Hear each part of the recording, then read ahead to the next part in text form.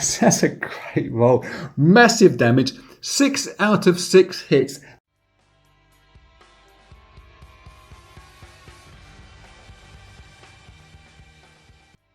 This is Axis and Allies on the 2 or Less channel. Today we are playing Global 40 versus Aliens. Oh yes.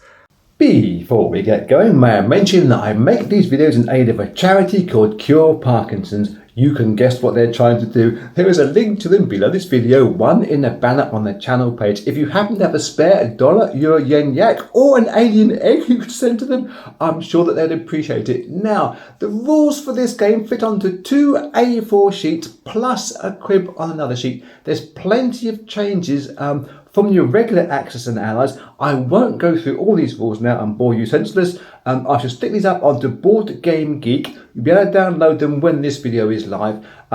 It will be in the E40 section or Europe 40 section.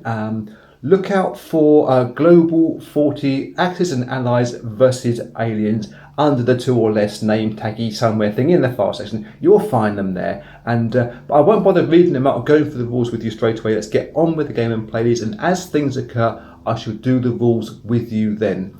Let's start off with the very important pre-turn phase of this game. The background.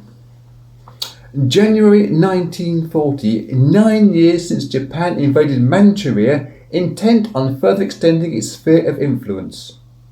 The war in Europe, seemingly predestined to spiral towards a global cataclysm, is forestalled by a sudden, implacable danger.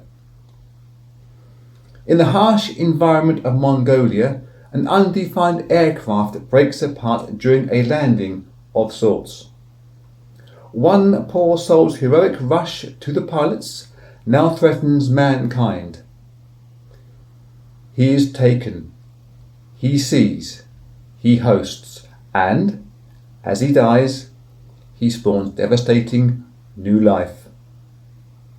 We've seen the movie, haven't we?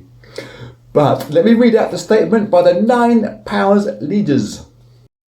December 1940. The aliens have existed for an unknown time. With haste, we of the 9 powers resign our agendas of territorial war to unify against this new, more deadly threat. We know little of these merciless creatures except that they kill and capture and scurry to hives. We must trust in our machines of war, and our foot soldiers must fearlessly embrace the bloodlust of hand-to-hand combat, or whatever it is these brutes fight with, claw, talon, tail, and acid. For they are our best hope against our worst nightmare. Jointly, we must wipe out these aliens before their proliferation threatens all of humanity. Okay, so we begin out of the box setup. No changes there apart from thinking about Mongolia. Mongolia itself, this is where the alien hive begins. Other hives are available later on. We get to that when we get to that. On the Mongolian space as a whole is considered to be one single space. In the setup, we will be observing these 4 places where the standing armies would have gone. Mongolia doesn't exist, but the hive does. You'll notice that there are no Japanese markers on these territories. That is for political reasons. Japan will lose 11 IPCs, China will gain 11 IPCs. It's in the rules. It didn't have rules. Where would you be? France. So let's start populating Mongolia with these aliens. The first one we put in there is the Queen Alien. She has 30 strength points represented by those chips. She can produce 2 aliens per turn and repair 2 strength points per turn. Alien turn comes after the US-China turn. She bashes with 8 dice at 4 or less, unless she's weakened and then things happen. We'll get to that if that happens. She cannot leave her hive. She cannot leave the entire Mongolia. To help her out, she has 10 Praetorian aliens. They have a strength of 1. They're just killed with 1 bash. They roll 1 dice to do damage. But they, like the Queen and like the other aliens, all hit on 4 or less. So they're quite strong. The hive is the only place where the Queen and the Praetorians can exist. The ones that leave are these drone aliens. We've got Lady Rough Diamond, Hans Lander, Agnes, good old Agnes, and Buttercup. She's up there. Now, pre-turn 1, they must leave the hive. Though we don't observe Mongolia being separate states, for this purpose, or the purposes of this, they leave by adjacent borders. If we were to move Agnes here out into Jehol, she will be vulnerable from attacks from Manchuria, Jehol, all these plains, so on and so forth. We're going to move it into Chahar. We're going to take Buttercup here. We could go to SSR, but I think putting Buttercup into the thick of things against these guys in Buryatia, the Sakya guys and the Amur guys can all come through. Yes, this guy's pretty vulnerable, but unless he takes some of the damage that these Russians are going to hit him with, I think it would leave these guys to come into the hive and bash the Praetorians and the Queen fairly early on, and we don't want that to happen because clearly all these Japanese can get into the hive very early on. So we're going to just absorb some of the damage here. I know we could have taken Agnes here into Manchuria, but I like to start moving out and spreading out as fast as I can, absorbing some of the damage with some of the aliens initially. We're going to take Hans Lander. He's going to go into Genesee, and Lady Rough Diamond is going to go to Tunguska. Now, that's the end of the pre-turn move. These guys here, these Soviets, can retreat on their first move if they want to, but they're probably not going to. They're most likely to be reinforcing into this area and having a bash at this one. Maximum number of Praetorian aliens in this hive will be 20. So the Queen could start building up her Praetorian. She produces or generates 2 aliens per turn and repairs 2 health points per turn. But if she wants to expand, she has to instruct 2 Praetorians to turn into drone aliens and leave the hive. Obviously weakening the hive. So she has decisions to make as to whether she keeps the hive strong or gets the expansion run going first. That will all become more apparent as the game goes on. So there's our Praetorian. 1 guy, 10 guys.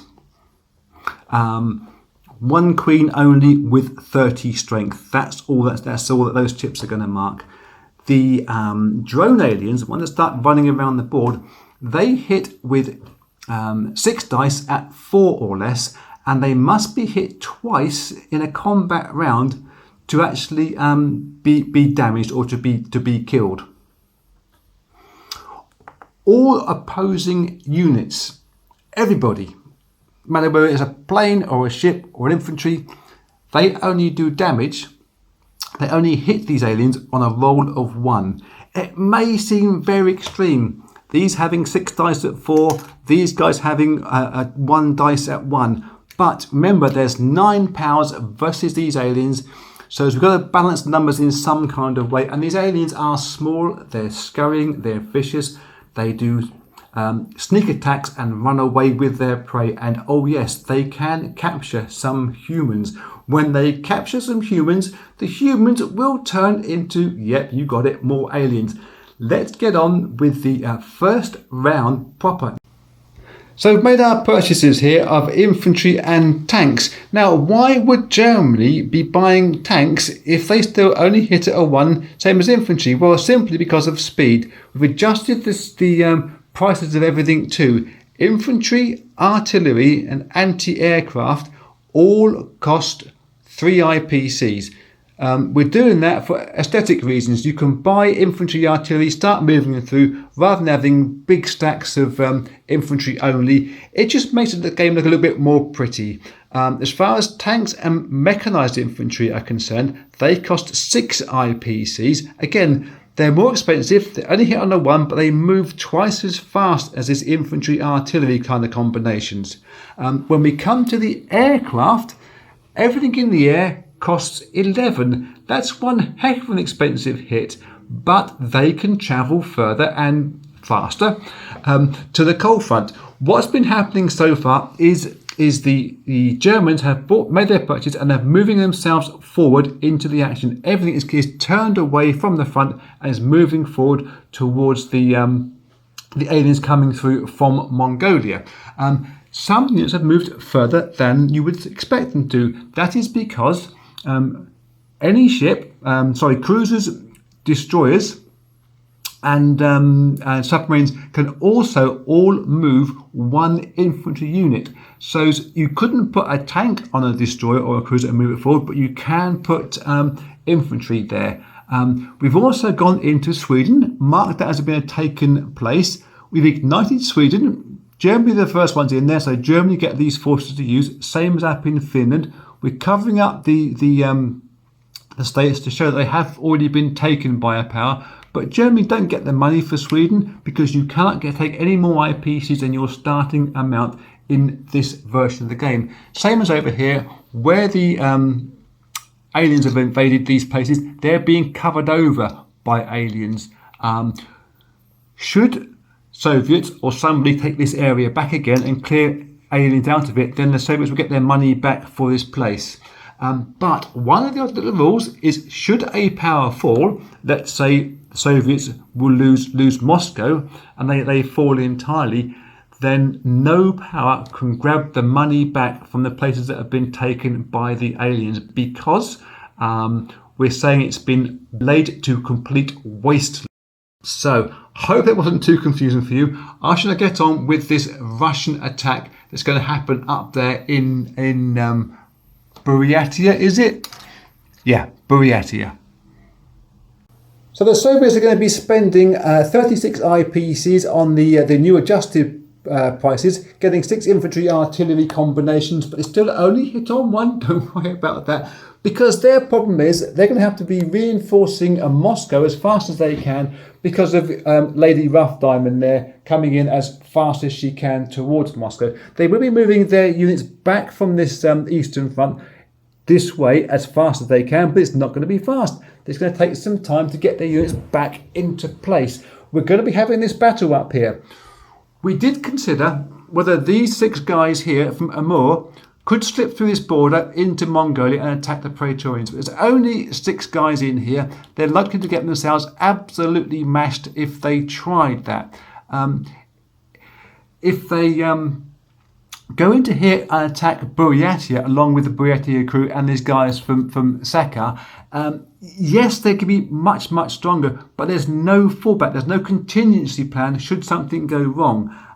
So we do figure that really and truly these Soviet guys here are going to stay in Amur just in case something goes wrong, and it could go absolutely horribly quite quickly. So we've got these guys here in Buryatia, the guys from Sakha can go into here too, so they're going to have 6, 12, 13, 14 dice versus this first attack against a drone alien, Buttercup, in this battle. Let's get this to the board and I'll see you there. Oh, it's probably worth mentioning while I'm setting up, let me just reach that hits are applied by the opposition player. It avoids exploiting casualties then. So here we are ready for the battle in Buryatia. There are 12 Soviet infantry plus 2 anti-aircraft guns that angle themselves down and try to blow 7 barrels out of the aliens that are in there, in this case Buttercup. Let's roll the dice to see what happens. The aliens themselves need to have 2 successful hits on them. Remember, hitting only at 1 in the same combat round. So you can't spread them. They haven't got 2 strength points, but they must have 2 hits on them to actually take them out of the game. And in this dice, well, we've done that. done that nicely. There's 2 hits been taken on the alien, so that alien Buttercup is now dead. But they get their defensive roll. They get to roll 6 dice, being drone aliens, hitting at 4 or less. They're hoping that the drone aliens are hoping that they will score 5 hits on the Soviets, because should they do that, they will capture a human represented by one of my Axis and Allies zombie characters, and that captured human will turn into an alien later on in the game turn. Let's just see if they capture him first. Drone aliens, roll 6 dice at 4 or less. Oh, that's just massive. That's a great roll. Massive damage. 6 out of 6 hits. That means, let's go over to here. Try and hold the camera and joggle things around at the same time. All of these 6 infantry are removed straight away from there. Because there was 5 hits, we will put a captured human marker on there. That human marker becomes part of this side. Buttercup was killed in the action. We salute you, Buttercup. Buryatia control is retaken by the Soviets. They will regain their 1 IPC for that region. When we get to the alien turn, we must remember we've got a guy in here that will turn into an alien later on. That's part of the fun we're going to have. Okay, we are on with the Japanese now on turn number 1. Things are different when you're on high. Let's just lift ourselves back across to the Soviets, who've got a fair degree of build-up now in Moscow itself against Lady Rough Diamond coming through. But we're thinking about Japan. We are thinking about using up all this Japanese air in one foul swoop. We can get 18 planes to hit the hive here in Mongolia.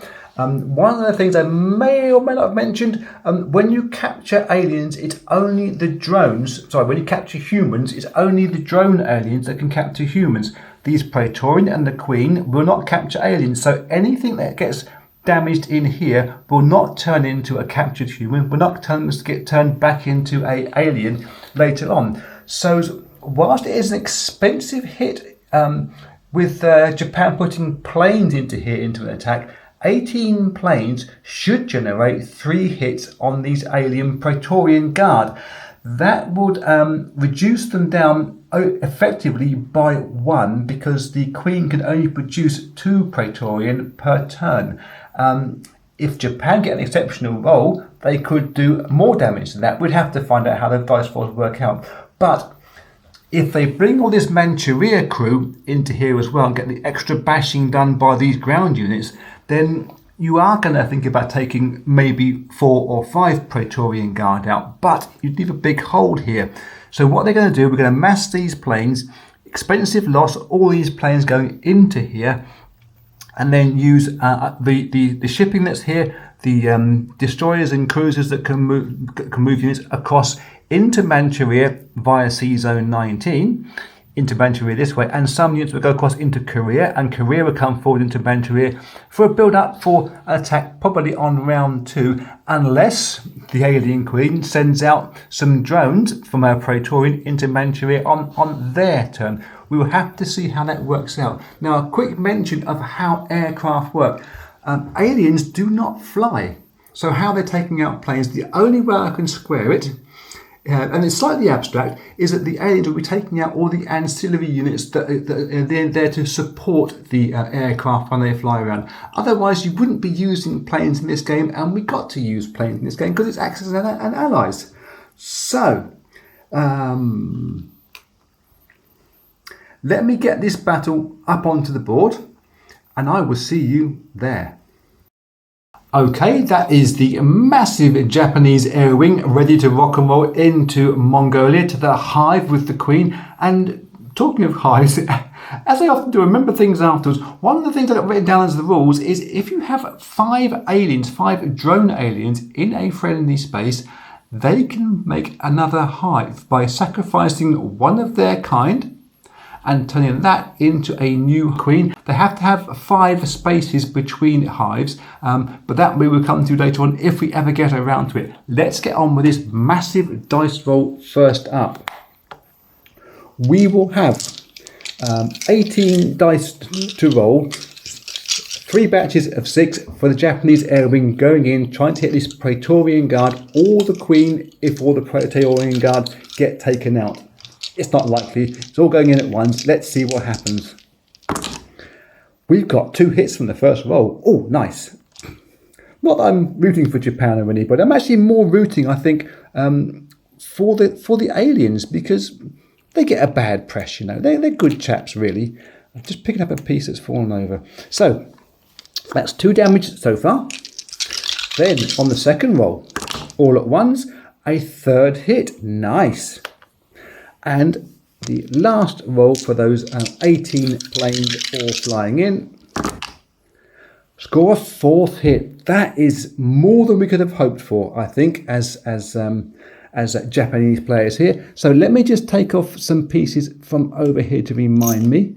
That's 4 units have been removed from the Praetorian Guard, but there was 10 in there initially. So they will get 10 dice, all rolling in at 4 or less.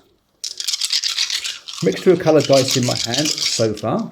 This is just for the Praetorian, and they have hit pretty damn good actually. They have scored 1, 2, 3, 4, 5, 6 damage off of the Japanese so far. And then now we've got the alien queen up there as well. She rolls 8 dice at 4 or less. So 2, 4, 6, 7, 8. To see if she can add to the original 6 damage done on the Japan from that first roll. And that's not as good. 1, 2, 3, 4 damage. So that's 10 Japanese planes will get lost. Let me adjust that and get back to you in 1 second. Okay, there's been a bit of a hiatus there while I was considering whether Japan do continue on with that attack. They are the units that have been lost. They go in the scrap bin in 1 moment's time. Japan would have just 8 dice to roll if they continued on with this attack into the hive in central Mongolia, or Mongolia itself, as a whole. But with 8 dice, the chances of them scoring more than 1 hit is quite slim. They've done more damage than they expected to do in the first place, taking 4 aliens out, meaning with the Queen only producing 2 aliens this time, really it's positive EV, expectation value that is, for the Japanese here. So I think what we might do instead is take these units away from the front, land them all into Manchuria, and end Japanese turn there once we put all their units back onto the board. I will see you in just the shake of a tail feather. Okay, that is the position now of Japan. They've put their reinforcements into Japanese island itself, and they have moved units from Caroline Islands, not too many of them. Some from Formosa, some from Okinawa. They've got quite a few units into Manchuria. They've moved some units up from Kwangsai or Kwangtung, whatever it's going to be, up into Hunan, moving themselves generally forward in the general direction of the alien hive.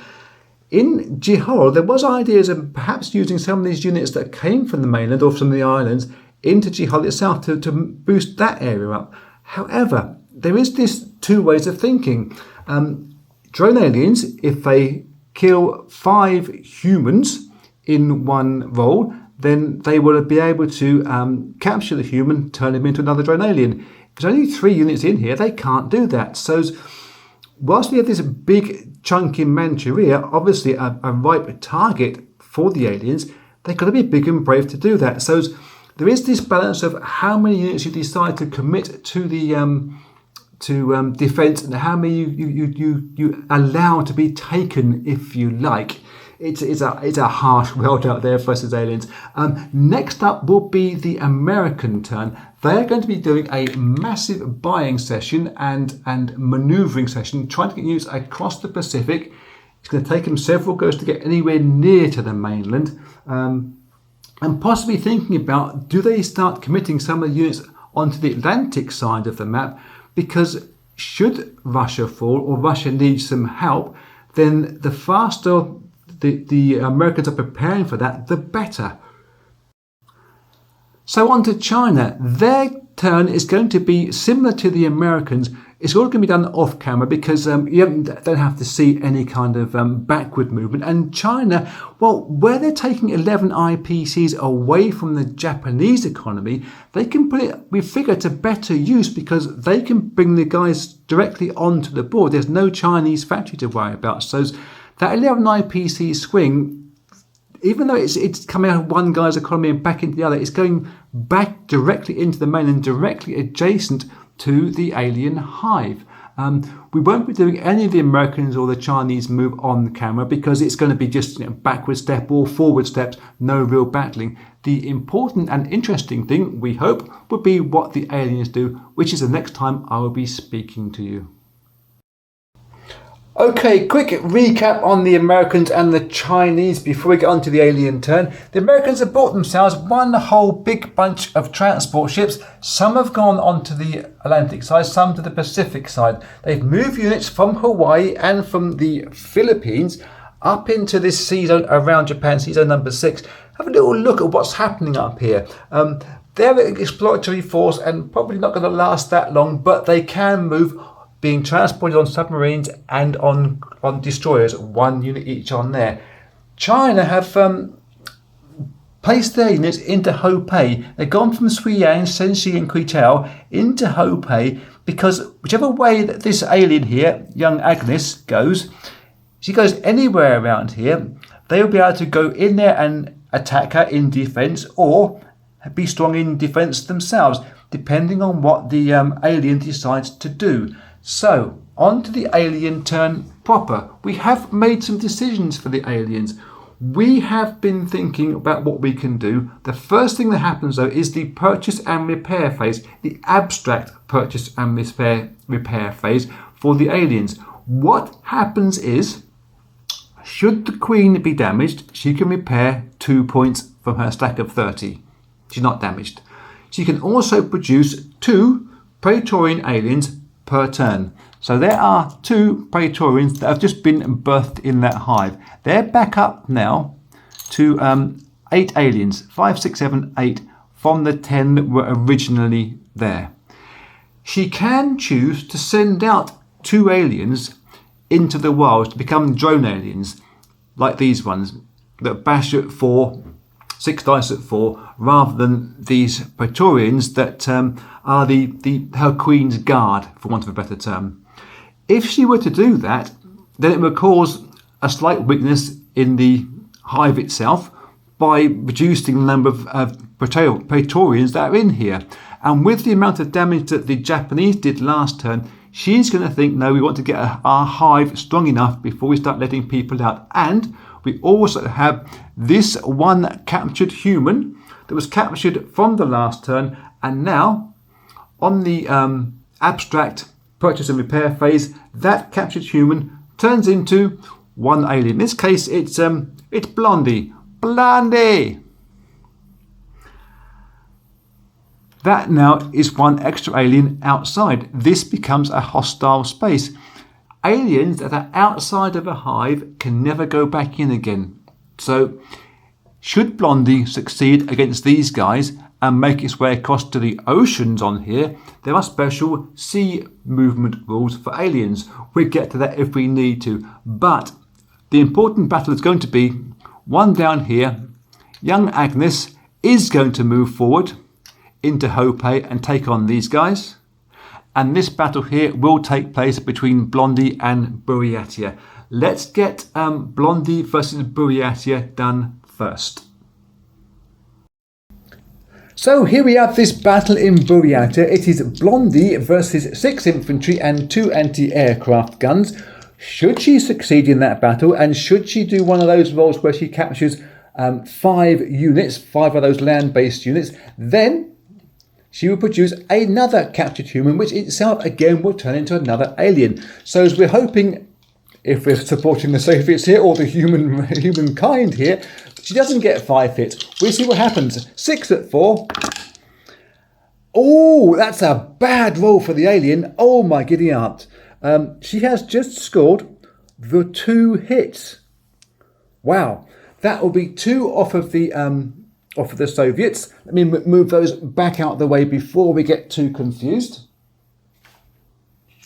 That will leave 8 dice for the Soviets in reply. 6 of them will come from the infantry, of which 2 are now deceased, and 2 will come from the anti-aircraft gun. They're all trying to hit at once, trying to do 2 hits in 1 round. They've scored just the 1 hit, so whilst Blondie is limping, she does not get taken out. This will go into a next round at Blondie's discretion. Let's have a little look. Do we think that Blondie wants to carry on? She will get her 6 dice again. She must do those 5 hits if she wants to produce another captured human. I think we're going to, I think we're going to. Let's try that again then. So she has her 6 dice, can't be unlucky twice, versus 6 units. Oh, look. Oh, that's a better hit. Look at that. That's nice. She's only missed once. So she has hit all 5 units. That's 5 of the 6 units that's in there. Which means I will take out everything that's in there. Because it's a 5-score hit, for want of a better expression, another captured human has been generated. This is one of the wicked ways which the aliens expand more quickly than we wanted them to do. So, in reply, there were 4 infantry and 2 anti-aircraft guns left in there. Sort my dice out. All trying to roll in at once, trying to do 2 hits. And they've scored 2 hits. 1, 2. So Blondie is removed with that reply roll. But it leaves 1 poor guy there and 1 captured human. This is going to get tasty later on. Let's go to the battle in Hopei. In Hopei, we have young Agnes, just double checking.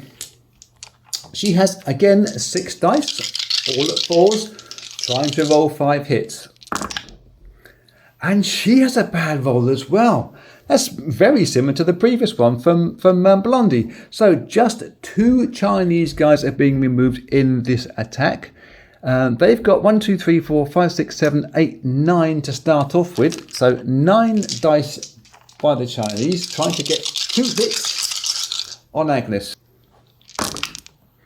And they've scored 3 hits. Nice. So whilst they have lost 2 guys themselves, Agnes has been taken out of Hopei. Let me just move this around at the same time.